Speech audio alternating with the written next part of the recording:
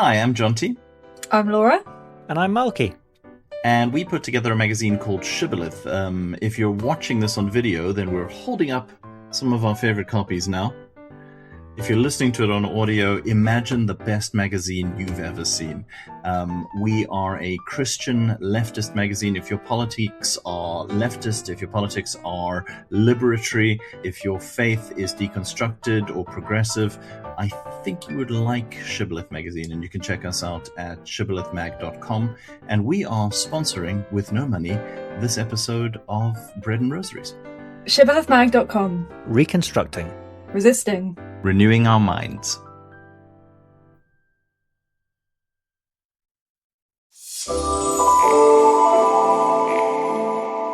Hello and welcome to Bread and Rosaries, the left podcast that is, after years of being accused of it, finally going to properly dabble in some heresy.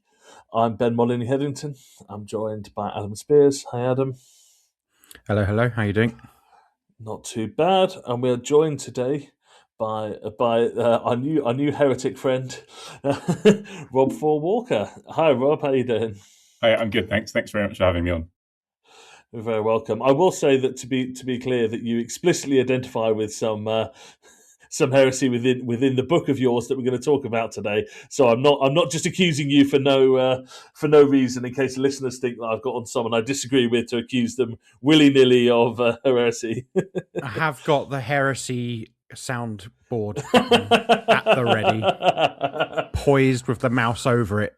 As we'll get into, I'm engaging in the book. I'm engaging in the original heresy. Yes, yeah. No second order heresies here. Only the very best of heresies. Rob, for people that haven't come across you or your work before, do you want to give us a short introduction of who you are and what you do? Sure. So I am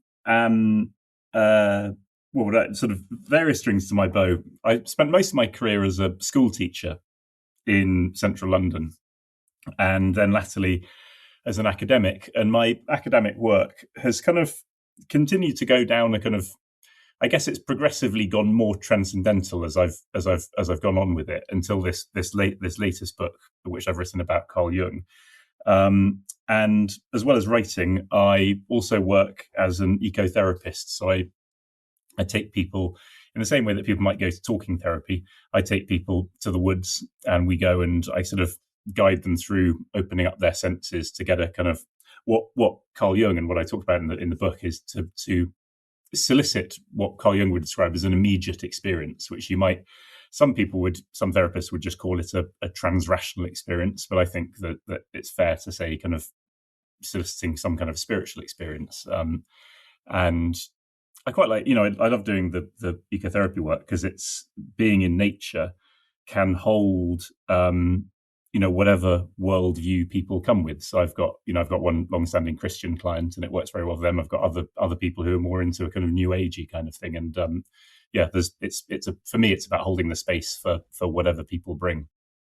We will get on talking about the book properly, but I was at a dog exercise field the other day with my own dog and my in-laws' dog, and it was just a slightly soft underfoot.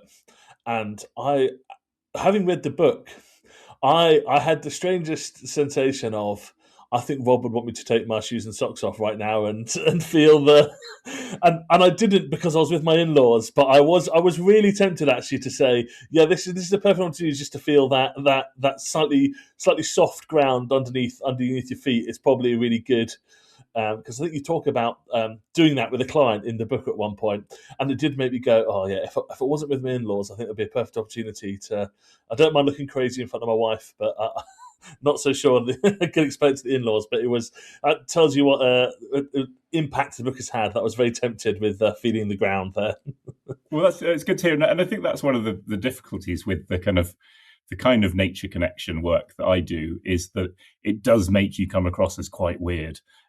If you're found, I live in Wiltshire now, and there's a beautiful hill behind the house, and I occasionally can be found walking there in bare feet, and that's sort of definitely is not something that people sort of totally accept. So So some oddness is required. I mean, to be fair, I don't think I generally have too much problem with oddness. That is.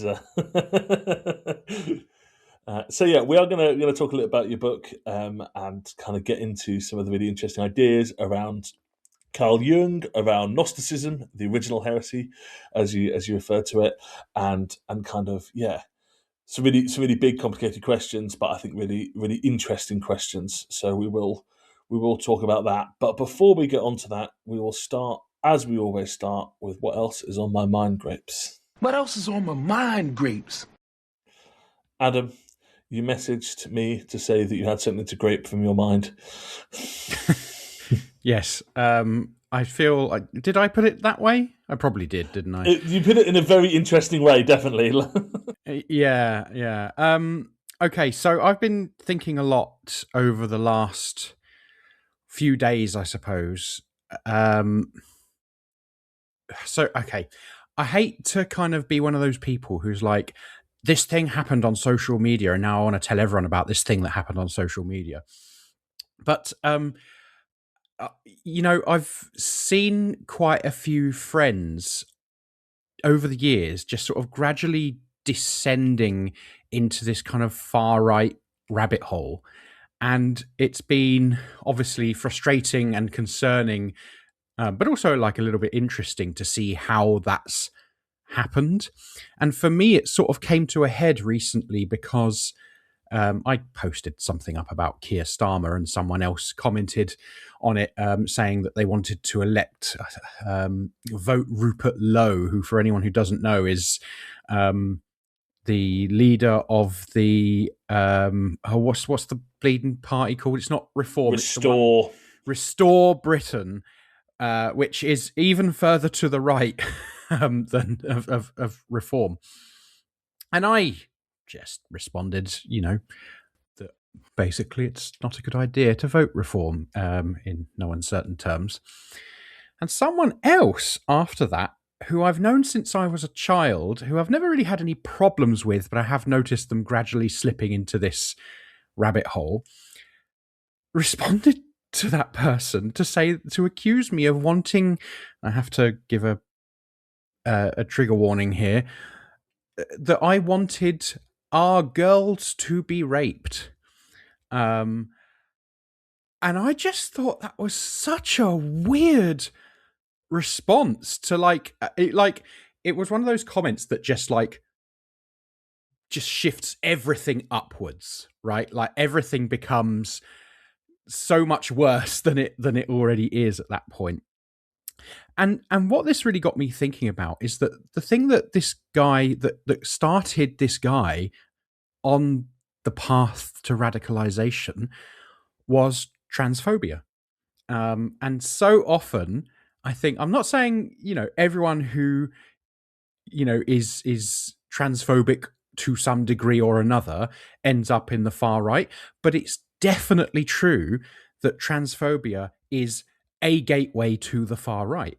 And we see it so often, both, from my own point of view, both with people I know and with some fairly obvious public figures as well. And it's fascinating to see how that goes from a sort of what you might consider like a kind of soft concern about something that they don't really understand, to then it kind of taking on a kind of becoming like part of their identity, that they sort of develop part of it, like group identity, and it becomes a moral panic, and eventually you end up in this place where they've radicalized themselves through listening to more and more insane conspiracy theories and ending up siding with the far right. And even someone like J.K. Rowling, who's the obvious one that you're obviously going to talk about, like you can see that kind of process happen with her, where she now does fairly regularly hang out with far right figures. For example, the sort of transphobic activist Kelly J. Keane, who's also known as Posey Parker, who was at the recent Unite the Kingdom rally that was laughably small, thank goodness. So, these people are all kind of operating in the same kind of milieu, really. And I think that's what's been on my mind grapes for the last few days, because it just was just sort of thrown very much my way by this person who, I'd always got on quite well with, and I just thought, actually, there's something really, really very sad about that, because apart from anything, this person in particular, and I suspect this might be something that is true of a lot of these people, he's someone who I think has clearly had like a difficult time in his personal life as well. And I think often you find that there's some kind of grievance there that ends up manifesting in this kind of way. And I think that's very, very sad. And obviously it's saddest for trans people, who always end up being the butt of this. But it's also sad for the people who end up in this kind of weird conspiracy pilled kind of world where everyone's against them, and they end up listening to people like Rupert Lowe. So there we go. That's a lovely introduction to today's episode. I think it's always interesting as well, there's this kind of, I guess, faux feminism that's going on there, right? Like, it was immediately like, it starts with that transphobic stuff, which is dressed up as protecting women and girls. But then, you saying, not you saying, them saying about you that you want women to be raped. And, I've been along a few times to the counter protest, to the hotel protests up here in Newcastle. And, all the rhetoric is about, protecting women and girls from these horrible asylum seekers. And yeah, it's interesting. It's I think we'd all recognise it as a very inaccurate form of feminism, but there's, where the far right used to just be very anti-feminist, there's almost a kind of attempting to dress into the language of feminism going on there in a dangerous way. Yeah. I mean, it's something we often see. I mean, I remember being at one of this is going back some years now. There were what were known as Justice for Chelsea marches that were framed around this, something that was supposed to have happened, where a woman was attacked supposedly by illegal immigrants, and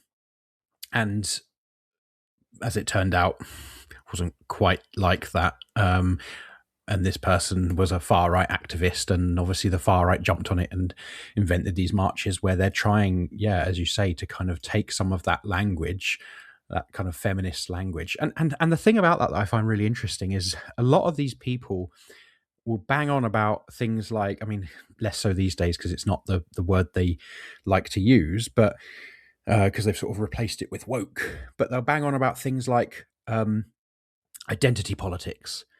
And they're doing identity politics all the time. That's like all they're doing, basically. But they don't like it when their political opponents apparently do it. I think on the identity politics issue, there is a.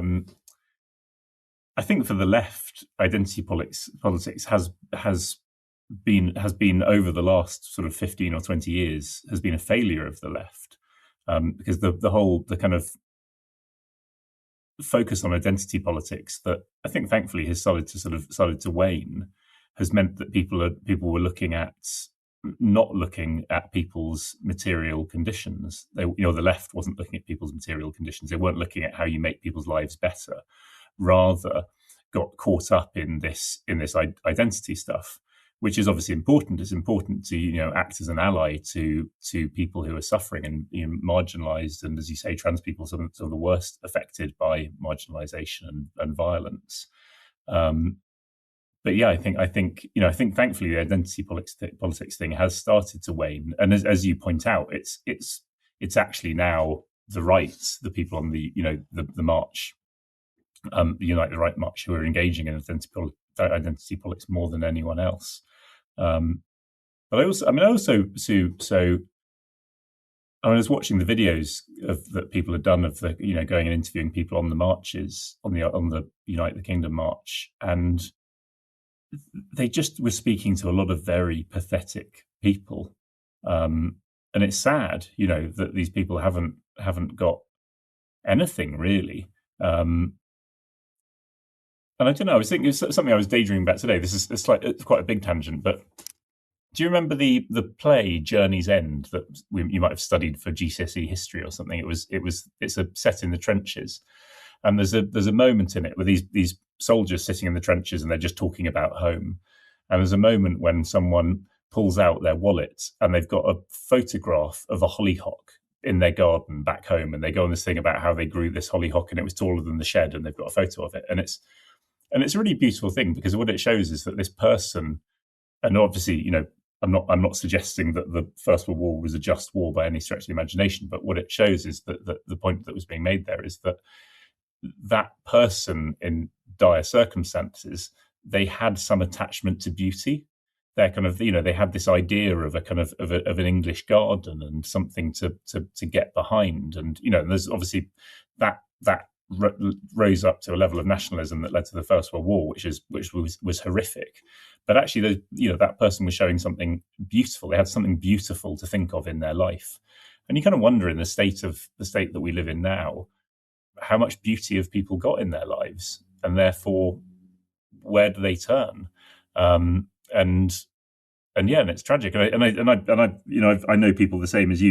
You were saying your friend who'd transphobia was the gateway. I know other people for whom, kind of touching a bit of a live wire here, but the sort of anti-vax movement was their gateway, and you sort of start talking about. Oh, he's into that as well. Yeah. But and I've had a number of conversations with people who sort of start on talking about the anti-vax stuff, which is there is need for criticality around the rapid deployment of vaccines, no doubt. But people who start talking about that, and then 20 minutes later, you've sort of somehow gone through transphobia and you've got onto migration and hotels. And how you can't quite, somehow they've linked all the dots, but I can't figure out how they've linked the dots.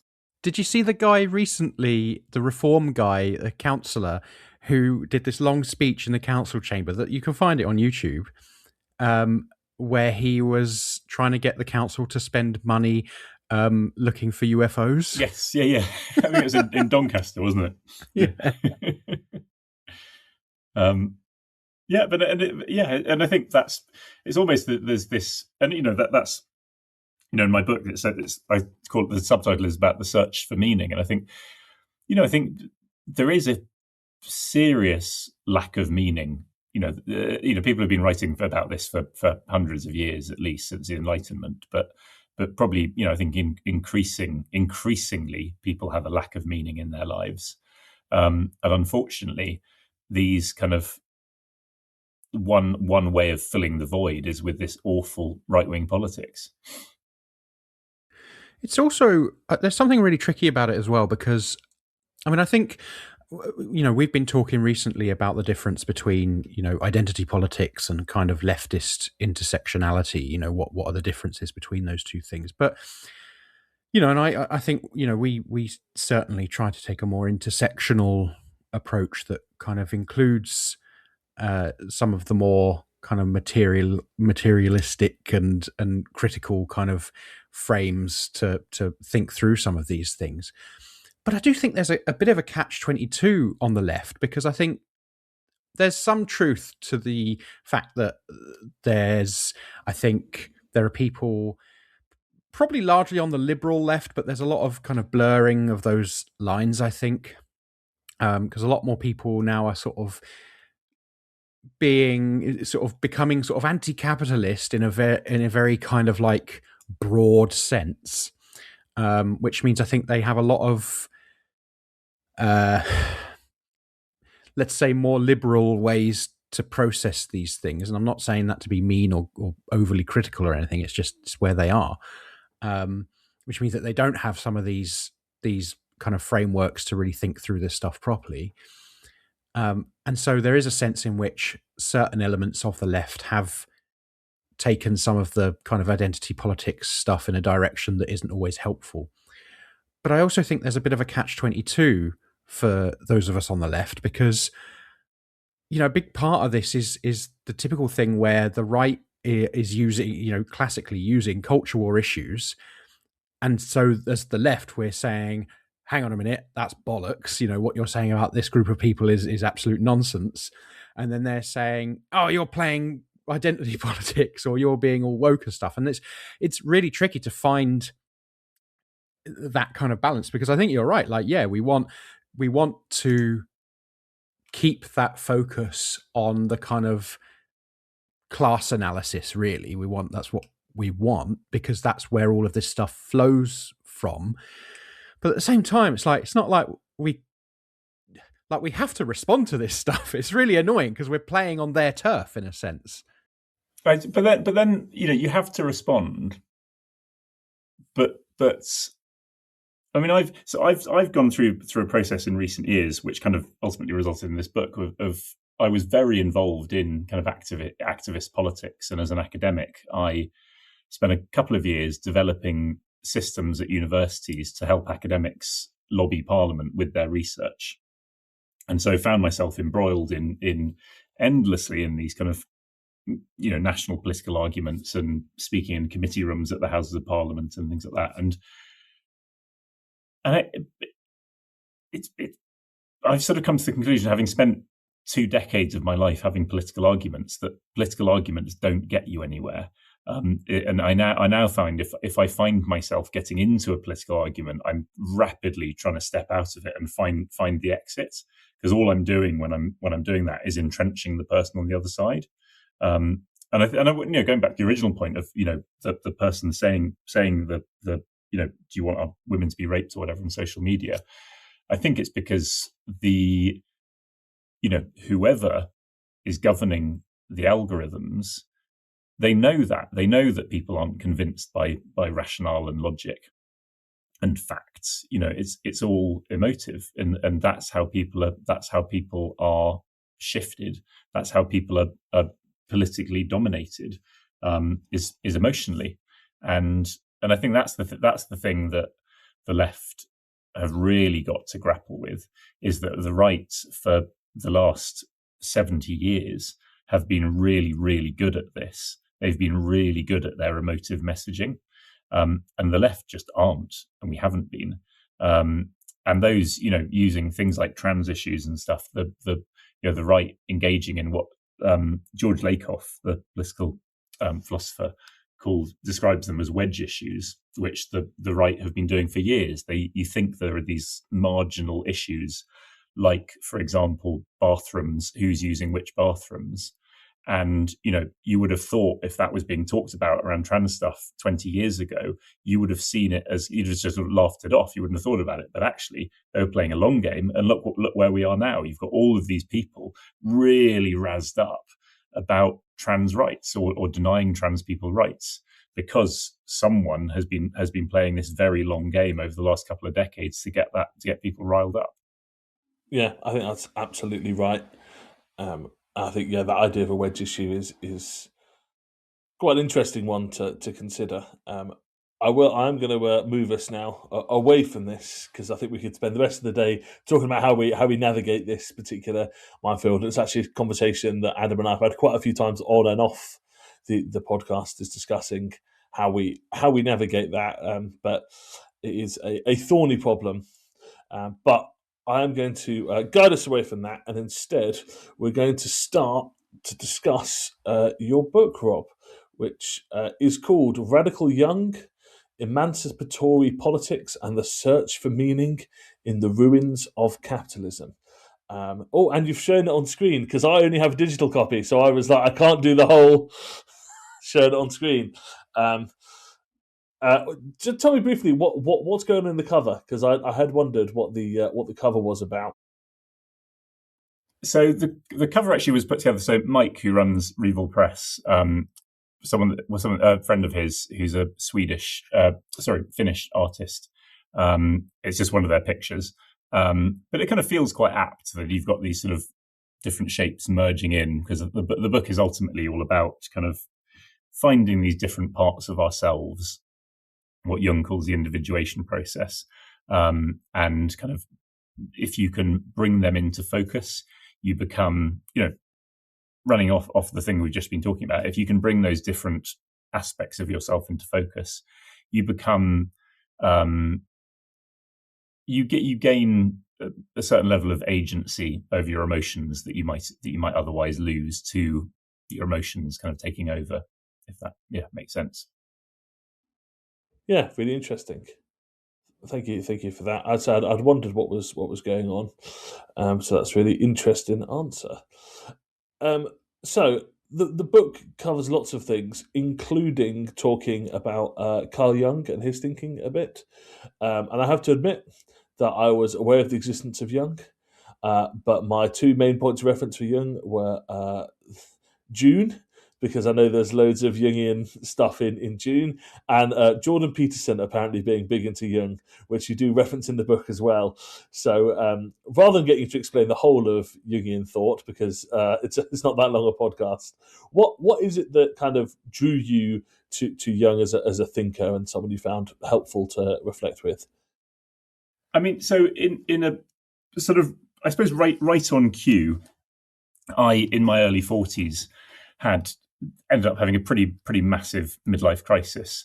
And the way that manifests for me was, as I said, I was quite heavily involved in activist politics, was sort of throwing myself into big political issues.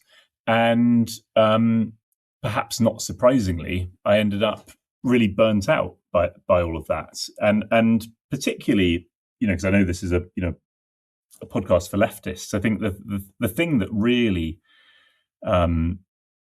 got me was being amongst other activists who would often say, stay angry, like, be angry. You're angry about an issue, now hold on to that anger and use that. That's where your energy is coming from.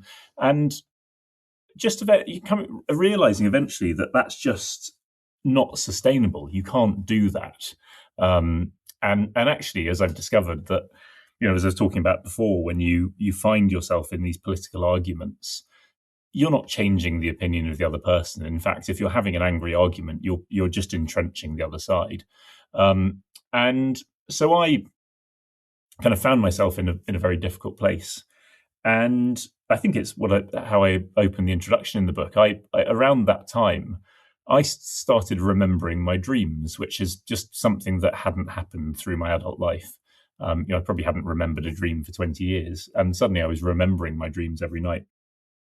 And I started, I don't know, sort of chicken and egg here. I don't know if it was kind of reading Jung, or I suppose curiosity about the dreams led me to sort of start, where do you go to find out about dreams? And there's a lot of sort of pretty awful new agey type of stuff that you could turn to online or in books if you want to find out about dreams. And I suppose Jung just seemed perhaps a bit more serious.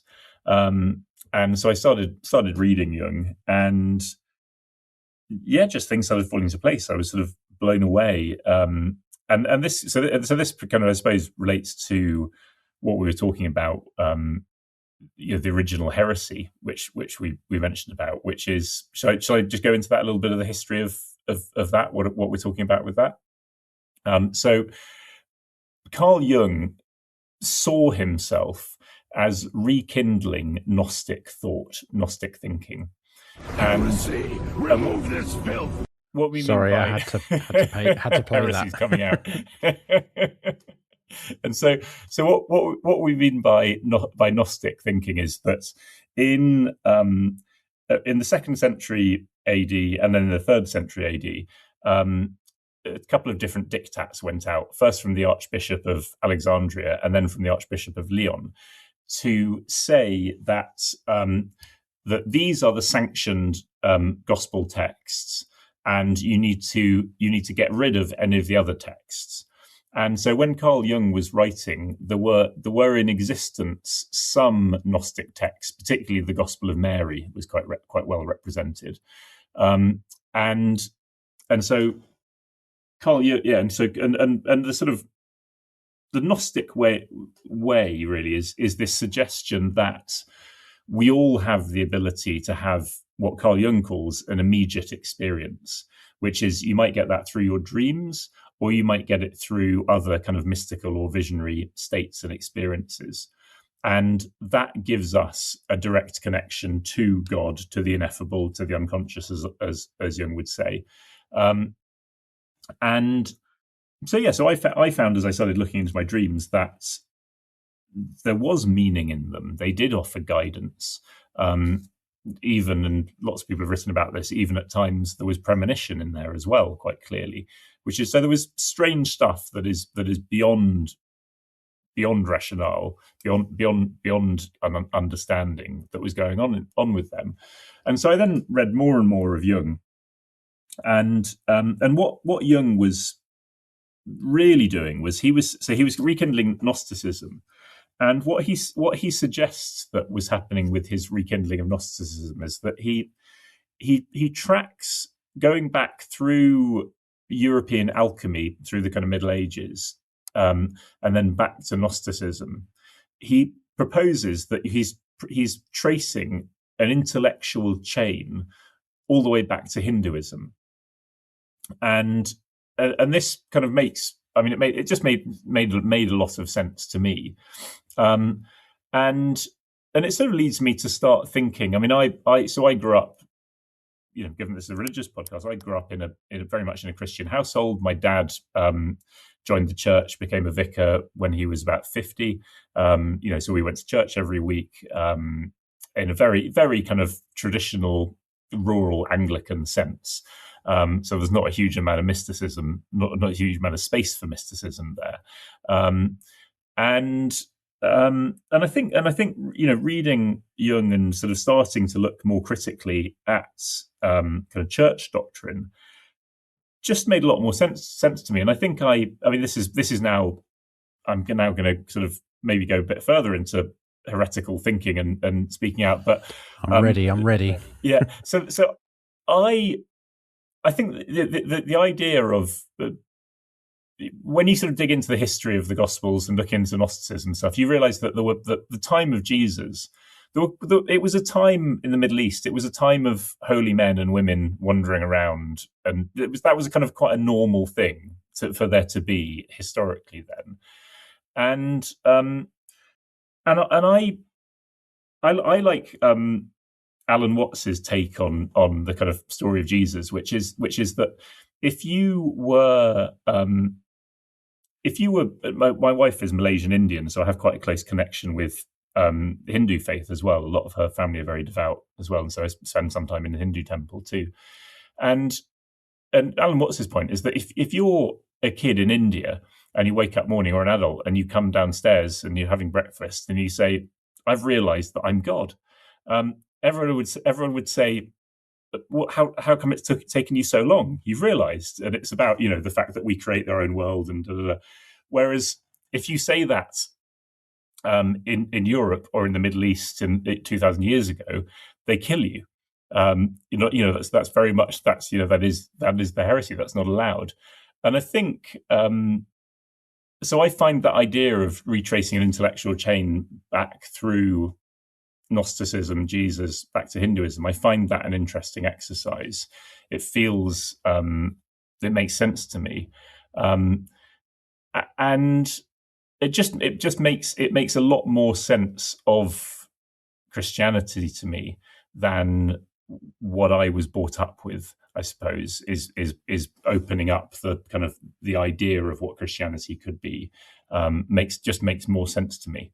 And then the book comes about because I was and continue to have this immediate experience where my dreams offer me a huge amount of guidance. And then, as I mentioned before, in my practice as an ecotherapist, it's pretty standard now amongst whether they be talking therapists, standard psychotherapists, or ecotherapists or other type of therapists, that we're often with clients trying to hold the space for them, whereby they have what I mentioned before, what therapists would call a transrational experience.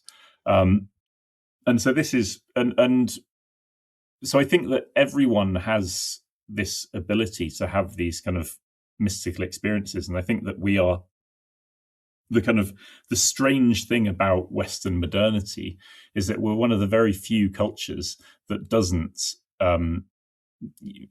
appreciate that doesn't see that as a wonderful thing, that doesn't see it as that there is this kind of mystical dimension to life, which we can all take from, which nourishes us.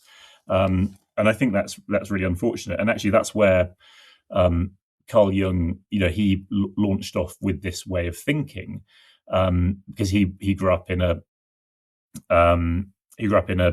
Swiss Catholic family, and Catholic Church, which I'm imagining that the Swiss Catholic Church is probably quite low church. So it left him cold. He felt that there was no spirit, no mystery in his experiences in church. But he lived in Switzerland in the Alps, and there were beautiful mountains and lakes and the wonders of God's creation all around, which he felt fully connected to, and he felt that was full of spirit and gave him constant spiritual experience and renewal, which he didn't find in the closed off confines of a church. It was really interesting reading that bit. Somebody talking about that kind of Western modernity's reluctance towards mysticism, and then interesting to talk about your kind of upbringing in a church setting. I have to be honest with you, a big chunk of audience have immediately pegged you as Vicar's kid. That is now you are. They think they've got the skeleton key to understanding you there. But I had quite an interesting reaction to some of the stuff in the book that was quite. I was able to take a step back for myself and go, well, that's really interesting that I reacted to that, because Adam and I'm going to speak for both of us, are both, despite what some people may think, relatively orthodox Christians. Actually, pretty down the line orthodox Christians in the most kind of traditional sense of it. And I did have a bit of like, that's a bit mystical for me. That's a bit, and I was like, that's really interesting. The extent, and I'm like, but actually, in a strange way, that was an irrational response, because if I actually get them thinking about it, actually I am on a rational level at least somewhat open to the mystical, to the unknown, and Christianity, like all religion to some extent, is inherently mystical, right? There is something about mystical about it, but I think I felt very personally attacked by your because I was like, that's absolutely the response that I had to it. Yeah, well, that's fascinating. That is, and because of course, the basis of the religion is mystery. It is at its very base, it's mystical, and I think this is the reason I find this so interesting is that when you look in the kind of into the history of Gnosticism and the shutting down, the historical shutting down of that way of thinking, it's very much the classic sort of move of saying, no, the mystery is happening kind of here amongst the priests and in the church, not for the rest of you. And actually, this is my criticism in the introduction of Jordan Peterson. Is Jordan Peterson has kind of got into, much like me, midlife crisis, and got into Jung, which Jung says himself, that's when you'll get this stuff. But Jordan Peterson says that, this stuff is for a small number of kind of select few creative people, which he's talking about himself, which it's just nonsense. It's for everyone. The whole point is that everyone has dreams. Everyone has, if from my experience as an ecotherapist, if people are open to stuff to the mystery, then things that can't quite be explained do happen. It's quite interesting as well that he does take it that way for two reasons, sort of off the top of my head. Because first of all, it's quite a Gnostic way of thinking in a sense, where there's this secret knowledge that only certain people have access to, right? But it's also like a really right-wing way of thinking as well, which maybe typifies Jordan Peterson to some extent. Yeah, well, there are kind of two meanings to Gnosticism, the word, which is one as you said, which is that it's this hidden knowledge for a priestly caste, and I think that tends to be the approach that, I mean, Jung is generally a figure of the right. It's someone that the right adopts, not the left, for exactly that reason, because it's seen as it. But actually, I mean, my understanding of the Gnostic Gospels is that actually the whole point of it is that this is about everyone's experience. I found your description of Gnosticism quite interesting. I was aware of Gnosticism, but I don't have a particularly kind of strong understanding of it. But your description of Gnosticism felt kind of an animal like this, quite anarchist in some ways. Whilst I knew you'd like that, Adam. While also being, I guess, individualist, but not in the kind of traditional right wing sort of way, right? But with that kind of individual idea, and almost the idea that there's no need for laws; the individual will navigate the world for herself. Is that kind of a fair kind of summary of that? Yeah, completely. I mean, that comes from the Gospel of Mary, which I would compel anyone to read. It's a beautiful. It's very short. It's a beautiful text, but in it, it's proposed that Mary says after Jesus' death, Mary relays after Jesus' death that she'd had this conversation with him, and he'd said that basically that you don't need to have laws, because your behaviour and act should be governed by your own conscience, and so which is totally that's anarchist. I would say that's anarchy boiled down to its bare bones, and the other bit that the other thing that Mary talks about, or in the Gospel of Mary talks about, is in this conversation with Jesus, she says that you must be mindful of the spirit and the soul, and says that Jesus says that the mind is where the treasure is. And if I can sort of elaborate that a bit, because there's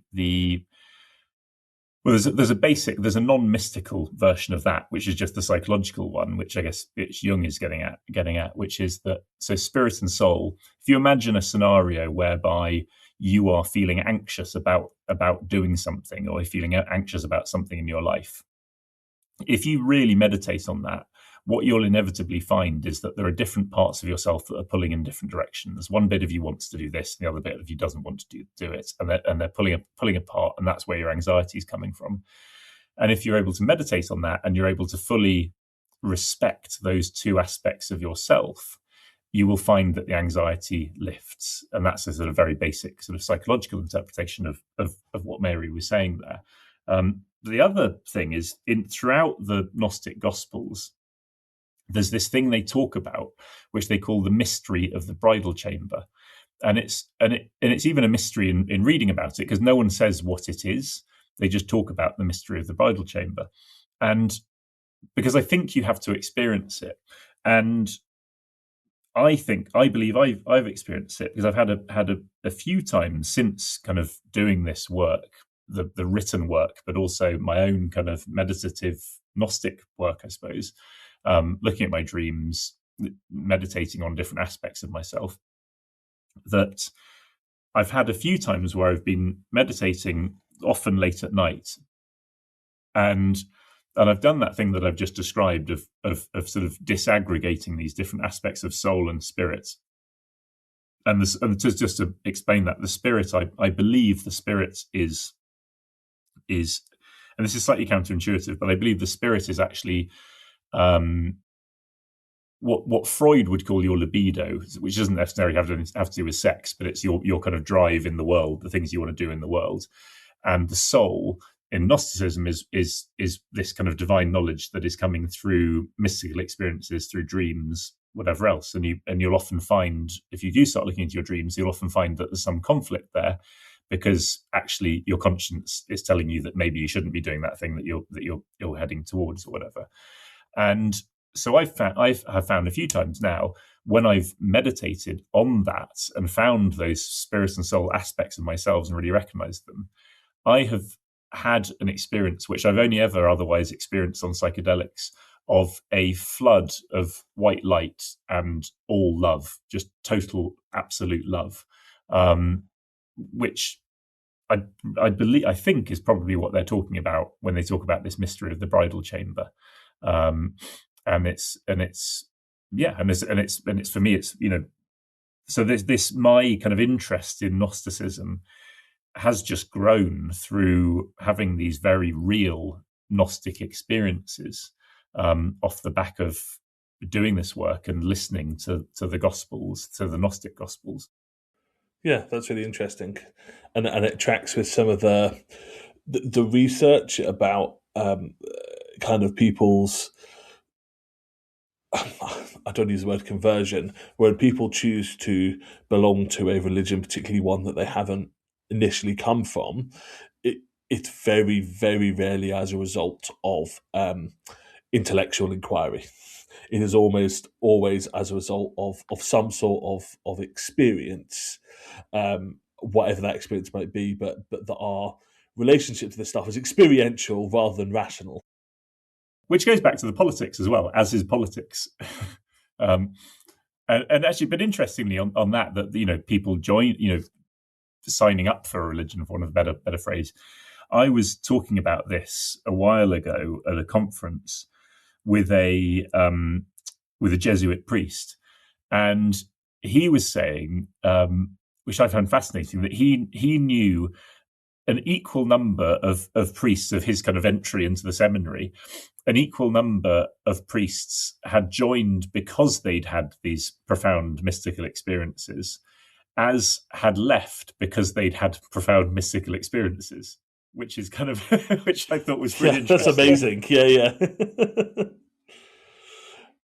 We'll pause talking about the book for a moment and come back to it in a second. But I do have a brief Saint of the Week for us to get our teeth into. Saint of the Week. In order to kind of go with the theme, I thought, I wonder who the patron saint of dreams is. And so I had a bit of a Google. Adam, do you know who the patron saint of dreams is? Is it going to be like a pre-Christian, someone like Joseph? Bang on, well done. I'm very impressed by that. Whether Joseph was pre-Christian, or that's a theological question we don't have time to get into right now. Yeah. Pre-Christian, not pre-Christ, maybe. Yeah. So Joseph, the depending on how stepfather, foster father, the father that stepped up of Jesus, it is the patron saint of dreamers. Because he has three quite important dreams in his life. The first is to basically tell him it's fine, you can marry Mary anyway, which is quite, I think, probably the most interesting of the three, because he's described as a righteous man in I think it's Matthew, which means that he follows the laws, and to go through with marrying Mary would seem to be against those laws, or kind of a contradiction of his righteousness. But he has a dream, and we're not given specifics about what that means, but he is described as having a dream in which it's revealed to him that he should marry Mary. And he kind of follows that, which I thought was quite an interesting. I'd kind of never thought about that, but actually kind of does in some ways. There's a kind of almost a revelation of knowledge from somewhere, some sort of experience within that. And then he is told to flee from Herod in a dream, and is told to return because Herod is dead in a dream as well. And then it got me thinking, okay, but actually, does this count as a saint of the week? I'm going to say he's Christian by dint of knowing Christ quite well. And then I kind of cover a few things. The first was to say, I think we often talk about, particularly based on the Magnificat, Mary as kind of a radical influence on Christ. But actually, we don't know exactly what influence Joseph had, but it seems fair to assume that he was also some sort of influence on that. But then I also thought, actually, what we're talking about here is a radical dissident fleeing from the state, which is actually a kind of an interesting way to think about it. So we don't know specifically what Joseph's politics are, but he chooses to marry a woman with extremely radical politics based on the Magnificat, and he ends up being a dissident fleeing from the state in fear of his life, whilst also potentially radicalizing our notion of family and fatherhood. So that is my entry into Saint of the Week. It's quite a short one because we have very little about Joseph, and interestingly, he's not the subject of much kind of veneration or kind of a huge amount of tradition, especially compared to Mary. But there is apparently a Catholic joke that goes, feel sorry for Joseph. If you think you've got it bad at home, he had to sit at the breakfast table every morning, look at the two most perfect people to ever live. So that's that is a very Catholic joke. yeah. But yeah, that is my saint of the week for you, Joseph, the patron saint of dreaming. Saint of the week. I'm not sure. I think you've worked very hard to try and justify this particular saint of the week, and I certainly wouldn't take away Joseph's real sainthood from the church.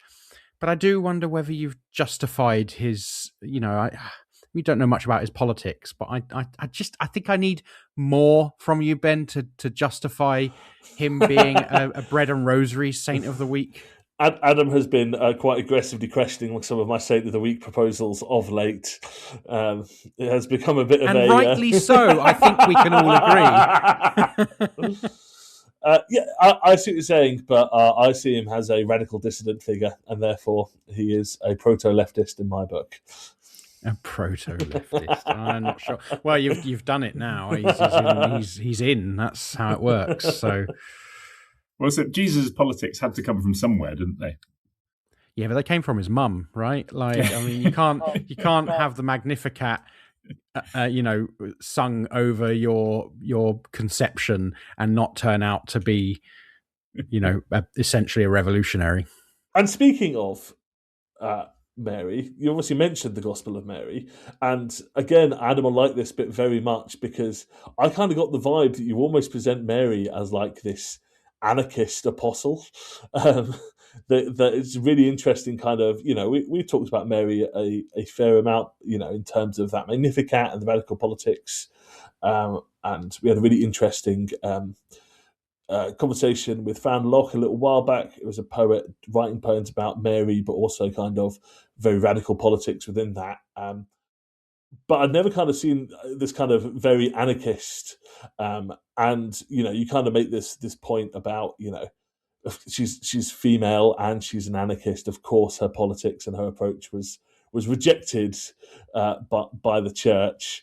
And it did make me think about, you mentioned Sophia, that kind of personification of wisdom a little bit, and this idea that Sophia is very much used is a female figure, female pronouns, and is then identified within Christian theology as the Holy Spirit. But the Holy Spirit very quickly gets male pronouns because he is God, and it felt very much of a kind of similar sort of thing, of that kind of femininity being kind of crushed out of this stuff. Yeah, I think that's absolutely right. And the within Gnosticism, the idea is that you have to bring together the male and the female. It's kind of fundamental that they are together. And as you say, I do write about it in the book that it when you read the Gospel of Mary, you're like, well, of course, as the church was founding, it had to get rid of that. That doesn't work. And yeah, I think it's. I mean, there's a whole. There's a whole big conversation to be had around kind of masculinity within the church, and the way that's been presented or perpetuated. But it certainly for me fits in, from my experience, and just makes a lot of sense. But obviously, you could, if you want to go sort of deep into Gnosticism, then this isn't necessarily fully represented in all the Gospels. I don't know where everyone gets all their different ideas about Gnosticism, but there's this idea of the the demiurge. So it is a kind of it's arguably Gnosticism isn't monotheistic, because this idea of the demiurge, which is the kind of godly creator of the material world, and then Sophia, the kind of the Holy Spirit, or the bringer of wisdom and knowledge, as you say. And I certainly don't kind of go too far. I mean, it's not in the book, and also with my own thinking, I don't go too far down that rabbit hole. Rather, for me, it's just an idea of it's the value of raising up this idea of this kind of wisdom that we have that is available to us through, as I said, what Jung calls immediate experience. It was interesting thinking about that immediate experience stuff, because you talk about a few different ways. You talk about dreams and psychedelics, and obviously some stuff around nature as well. But with my kind of Christian hat on, one of the things that I picked up on is particularly the mention of Quakerism. Only very briefly, but you kind of talk about how Quakerism has this sense of essentially awaiting some sort of experience rather than talking. And you kind of, this might be an oversimplification, but you kind of make the argument that human experience can be better understood by non-rational mystical approaches than by kind of binary, rational, post-Enlightenment Christian theology. And I guess, yeah, I was thinking about that idea of immediate experience and wondering whether there is, I guess, how organized religion might fit into that, if we accept that needs to be part of self-understanding or understanding our experiences in the world in some way. Yeah, well, I actually wrote in my last book, it's called Love and the Market, how to recover from the Enlightenment and survive the current crisis. So I wrote quite a lot about the Quakers in that, and I find historically the Quakers are fascinating, because they're the only sect that was around sort of during the time of the Civil War, the English Civil War, that persists today, and one of the reasons that they survived is due to their lack of dogma. That they were the only sect whose members, if they were asked by someone at the end of a sword, "Are you a member of the Quakers?" they'd happily deny it, because that was kind of their first thing, was preserve life and don't get caught up in dogmas that are going to kill you or other people. And that seems quite sensible to me. And then just the fact that the Quakers have, going back to the sects that they emerged from in the 1600s up till the present day, have been fairly consistently involved in activist or emancipatory politics. And I think that's just drop the theology. I think that's worth looking at. So I think that's worth being curious about, of why is it that they persist, and that, you sit in a Quaker meeting and you wait for someone to speak, or you wait for something to come to you. That seems, I think that's worth, in that context, that's worth thinking about. That's worth, and I talk about, there's one of the sort of tenets of Quakerism is it's does this need saying? Do I need to say it? And do I need to say it now? And if we could all think that all the time before we spoke, I think we'd live in a much better world, And our podcast wouldn't exist anymore, though. Yeah, I think that's really interesting, the Quaker stuff. I really, and I guess I was also thinking a bit about, you touch on use of psychedelics as part of this way of immediate experience, and I was thinking about contemporary Christian worship music, and how that feels in some ways like an attempt to create something akin to an immediate experience. Yeah. But there's a blandness to it, and a lack of psychedelia in its broadest idea, right? That kind of, certainly for me, made it very difficult to have those kind of experiences, and it made me wonder whether actually we just need to be getting weirder with it in Christian circles, right? Like, and actually, I'm not sure I'm going to persuade anyone to start doing psychedelics as part of a church service anytime soon. But actually, is there? It made me think that actually there are forms of Christianity and forms of worship, perhaps, that could lend themselves to being more psychedelic in ways that might help us with that immediate experience. Yeah, I think so. I mean, I don't know why this springs to mind, but what sprung to mind was thinking about sort of Sufism within Islam, where there is this branch of Islam which is normally kind of not associated with this, normally sort of far more sort of mystically conservative, and you've got the Sufis who are very much kind of doing that, and in a way that's not. I suppose I'm thinking about the Sufis because they're doing it in a way that's not kind of immediately kind of new age and cringeworthy. Maybe that's. I think there's an aesthetic problem with pursuing this kind of mystical approach. Yes, absolutely. It's tied into some pretty awful aesthetics, and so you need to maybe think about finding models for it elsewhere that make it more palatable. Yeah, that's interesting. I don't know a whole lot about Sufism, but that's an interesting. Yeah, I think you're so right about that aesthetic problem.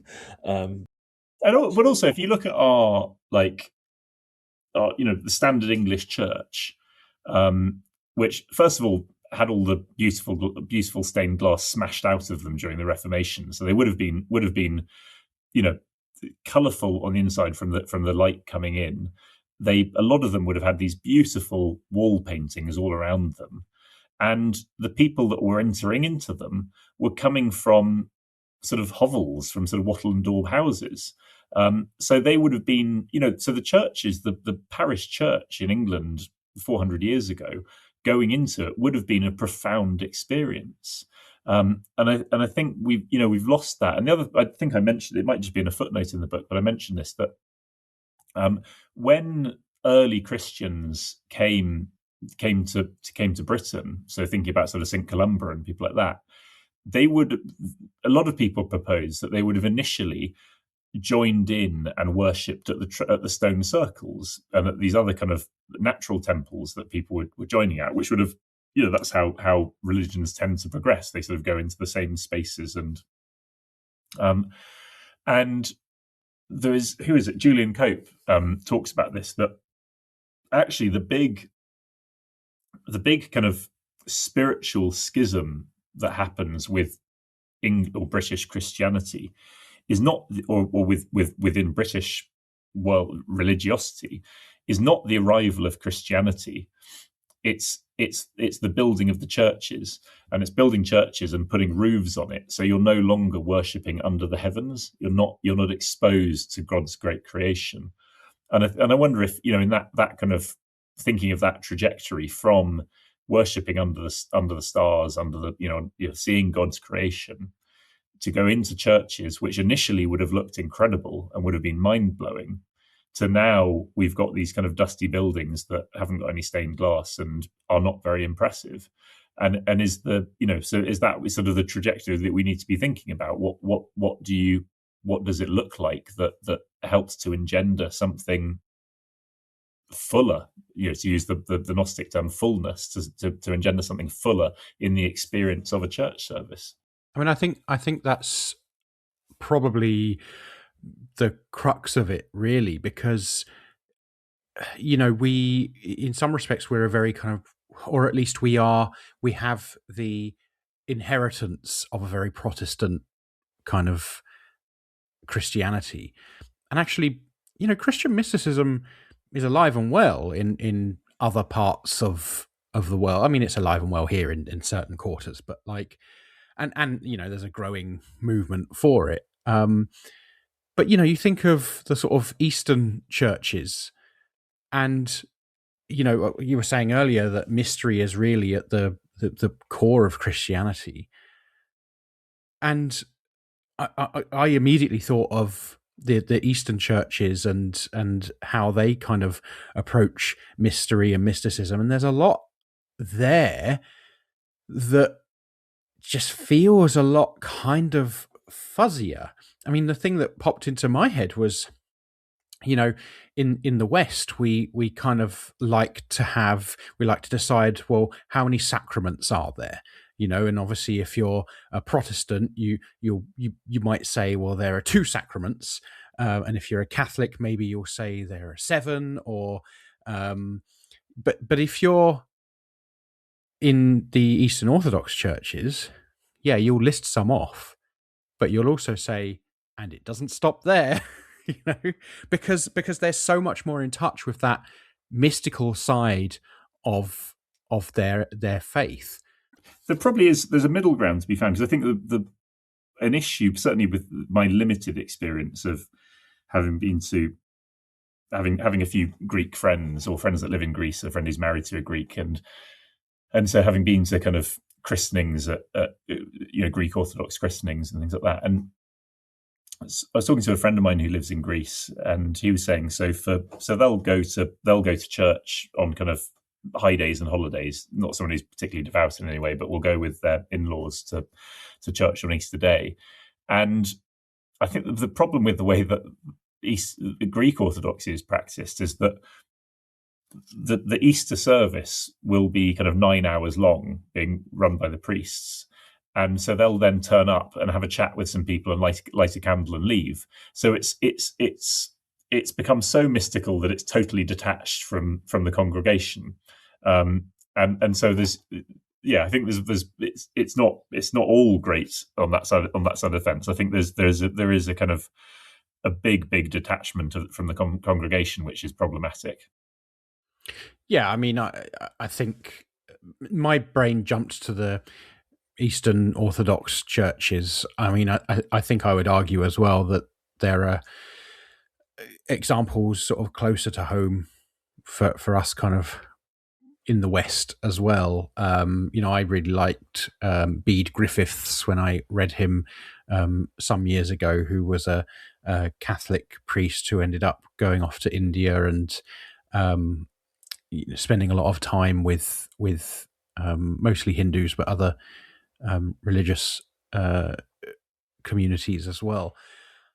I think, I don't know, I think there's something I'm trying to push back on here, where, because I like mysticism, and I think that I think you're right in a sense that I think we've lost something of that, but it's not dead, and I want to kind of fly that flag a little bit and say, well, this stuff is going on in our churches if you're looking for it, even things like These, right, where you've got that prolonged silence, and so often that mystery, I think, is found in that silence. We talked about the Quakers and how their meetings, I mean, some of their meetings can be entirely silenced because nobody stands up. And there's a kind of mysticism in that as well. Yeah, no, absolutely. And also the other end of the spectrum, I spent until a few years ago, spent 20 years living in London, and I would quite often, if I could get away from work and responsibilities on time, I'd go to Evensong at St. Paul's, and there was something great going on there that is hard to put into words. So there's it's not just in the silence. There is a performance of mystery as well, which is certainly, yeah, I'd agree with that, is alive and well. I want to kind of pick up on an idea that you talk about in the book of awe, and actually I think something like Evensong at St. Paul's Cathedral is almost precision engineered to inspire awe, and there are forms of Christianity that are particularly good at inspiring awe, as there are other kind of forms of religious expression. But you kind of almost make the argument that there's something anti-capitalist inherently about awe. And I'm really interested to kind of delve into that a little bit further with you. I suppose, yeah. I mean, it's interesting that I hadn't really made that connection, but it's interesting you say that, because I do think that. So I've obviously sort of written it in there somehow. I think there's something inherently anti-capitalist about finding a way to fully engage ourselves in a way that is not connected to the consumer economy and transactional relationships. And in my last book that was about love, I was was exploring what love is, what does love mean, and I could have, I've said to a few people before that the book Love in the Market, I could have called it God in the Market, but I chose love as something that's maybe open to more people, and I thought that love is really at its core, when you boil it down, is recognition.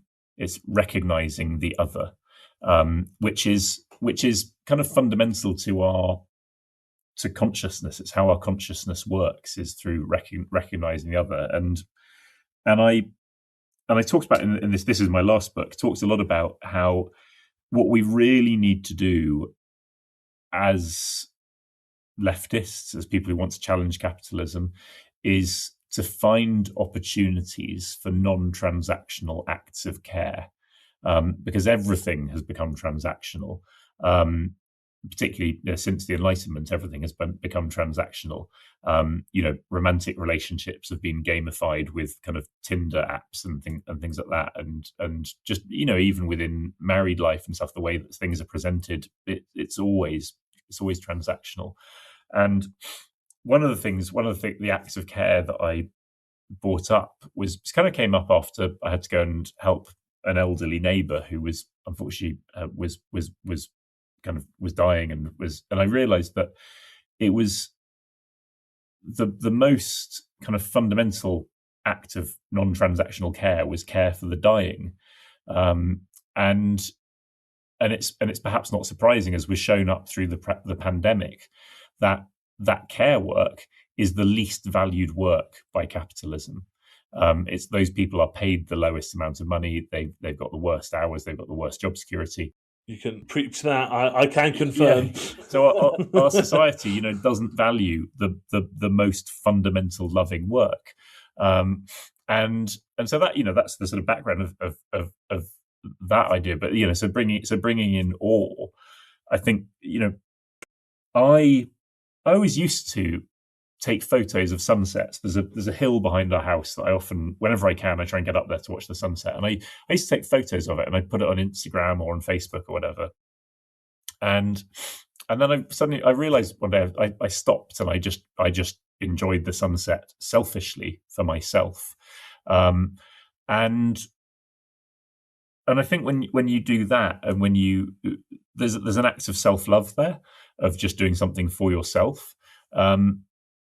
But also, I think there is something anti-capitalist. It's just it's doing something that is so fully nourishing of the soul to be looking at something beautiful, that is getting us out of this kind of capitalist death spiral that we will otherwise satiate by kind of looking at more consuming, whether it's consuming media on social media or buying more stuff, or all those things that are as a capitalist citizen that you do. And if we can find things that are awesome to experience, it gets us out of that. It's interesting to talk about the care work stuff and that kind of non-transactional care. So I work with children in care, and one of the things that they will say is, you're only here because you get paid to get here. And everyone's instinct, completely understandably, is to say, actually, I'd get paid if I was just looking for money. I wouldn't do this job, which is an understandable reaction. We have to train people out of it, because you are ultimately affirming that there is a transactional element here. And there's this huge, I saw this called the other day, in the last probably 5 years, there's been a huge shift in the children's care sector around the language of love. And now it's not uncommon to hear a social worker tell a child in their care that they love them. And that was like an absolute no-no maybe 10, 15 years ago. And I think it's probably a positive thing, although it still freaks me out a little bit. but it's really interesting how that change has happened around the language of love. That's so good to hear. I spent 15 years as a school teacher, and I found, it was something that kind of left me feeling, I was left sort of feeling uncomfortable with the relationships that one would develop with kids, for exactly that reason, that it's kind of frowned on to develop a loving relationship with children in your care, and which I think I always felt was completely wrong. And I was teaching in a school in Tower Hamlets where we had the highest rate of free school meals in the country. So that's the most number of kids in poverty, or the greatest proportion of kids growing up in poverty.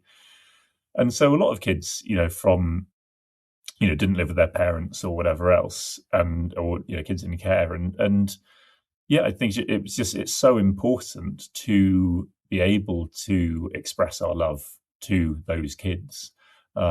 It's absolutely fundamental. So but you're right. It does leave you feeling awkward trying to navigate that within the culture that we're in. Yeah, absolutely.